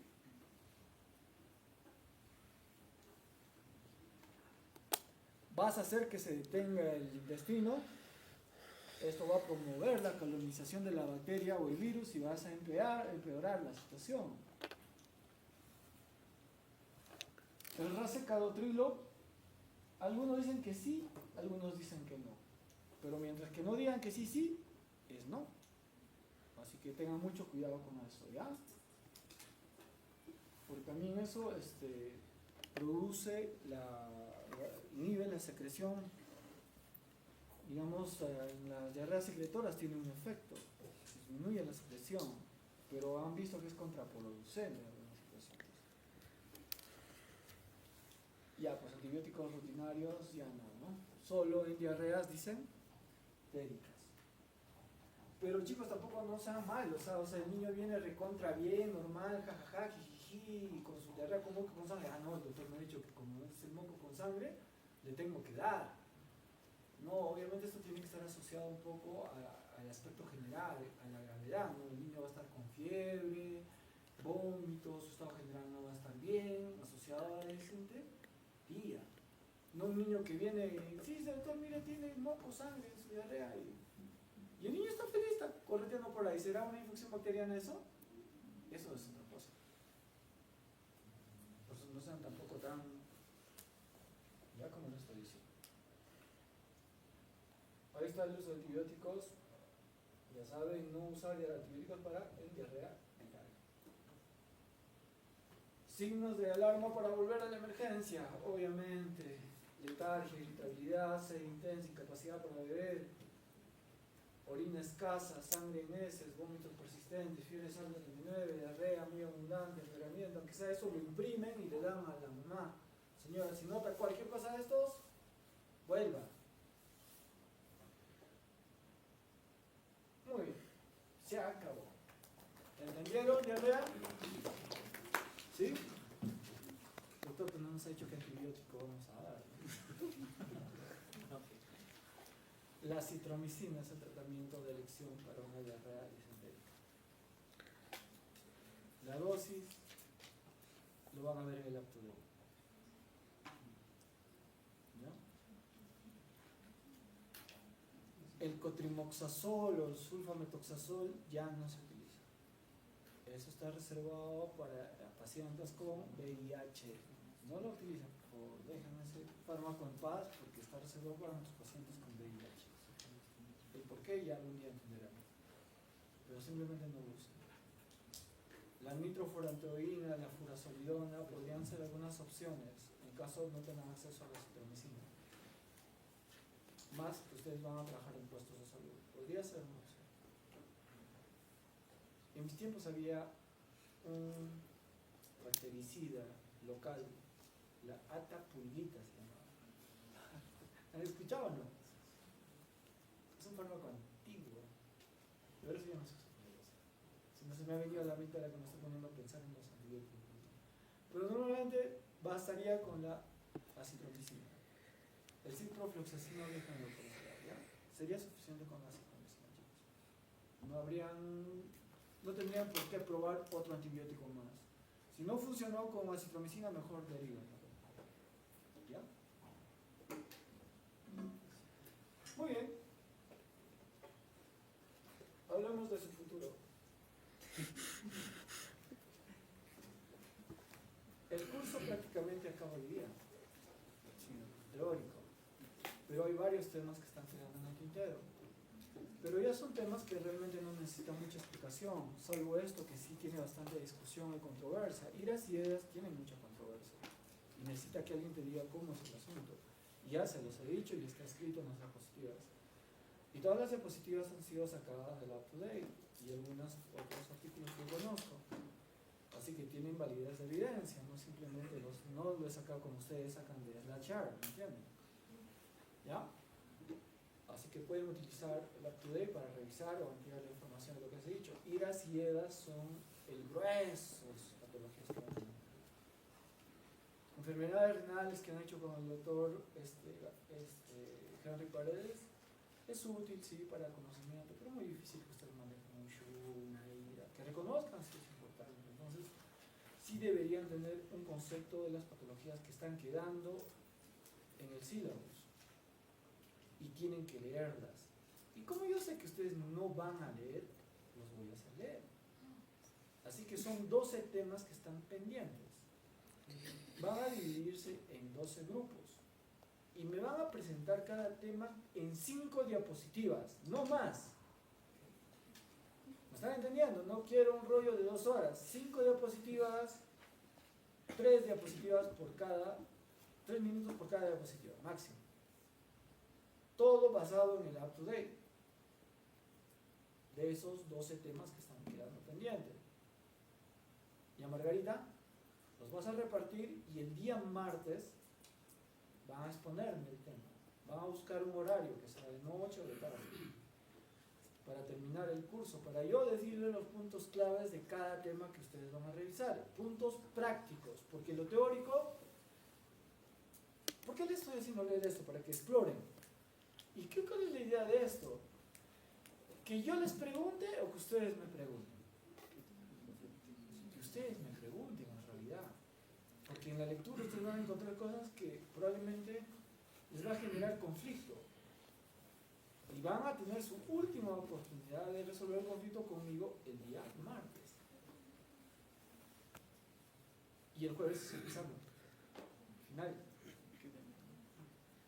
Va a venir todo lo que ustedes van a exponer, va a venir todo lo que les he explicado, que son 3 básicamente, ¿no? Lo del doctor, Iras y Edas. Más lo que ustedes van a leer. Lo que ustedes van a leer obviamente como elementales. Es teórico nada más. Pero entiendan que tienen que leer para que pregunten. Si no preguntan, si no quedan cuestionamientos, asumo que han entendido. Pero no creo que entiendan. Así que traten de buscar los puntos clave. Recuerden, ¿cuántos son ustedes? 73. Entre 12.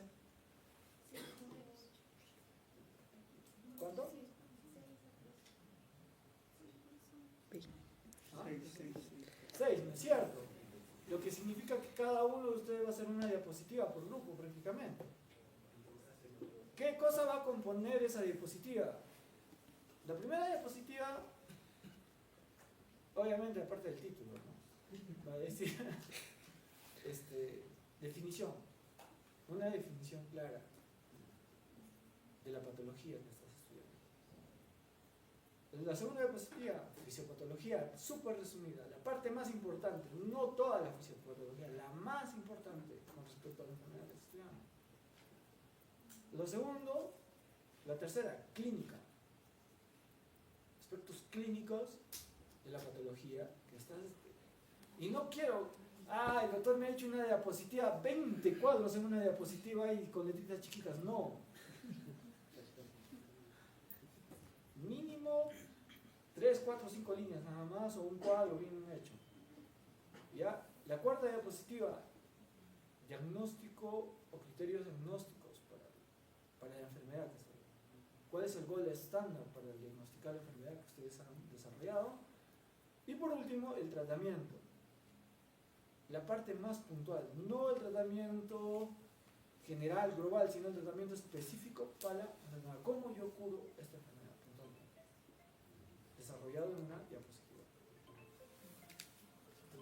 Bueno, si son 6, pues uno será el presentador, bailará, animará, dirá su poesía previamente a la presentación de la diapositiva. ¿Van a salir cuántos grupos? 6 grupos, ¿no? ¿De cuánto? 12 grupos de 6, ¿no es cierto? A 15 minutos, 12 por 15. 1 hora, 2 horas casi, no. ¿Ah? Ya, lo que significa que tienen que ahorrar su tiempo. ¿Ya? Tiene que ser rápido. Por eso entran y salen, entran y salen. ¿Cuál es la idea? Ya les estoy diciendo, que yo aprenda o que ustedes aprendan. Ustedes tienen que hacer la revisión. ¿Ya? Al menos ese tema tienen que saber leer. Recuerden que esas patologías que están quedando en el tintero ya son patologías que no van a tratar ustedes. Son un tema de conocimiento que sí les preguntan en los exámenes. Entonces, para que quede bien claro, tienen que aprovechar ese día para decirme, doctor, mire, de todo lo que hemos leído, esto no nos quedó claro sobre esta enfermedad. Yo les diré, mira, los puntos claves prácticos son estos y estos, nada más. ¿Sí? Y el jueves el examen final y el otro jueves el repechaje, ¿no? Tarde. Y si nadie entra, ya pues tienen toda la semana libre para porque ya también se les vienen sus otros exámenes, ¿no es cierto? Ya van a tener libre, así que aprovechen. ¿Ya? Ya, muy bien, chicos. Entonces, eso sería, y una pequeña presentación de un caso ahorita, a las 7.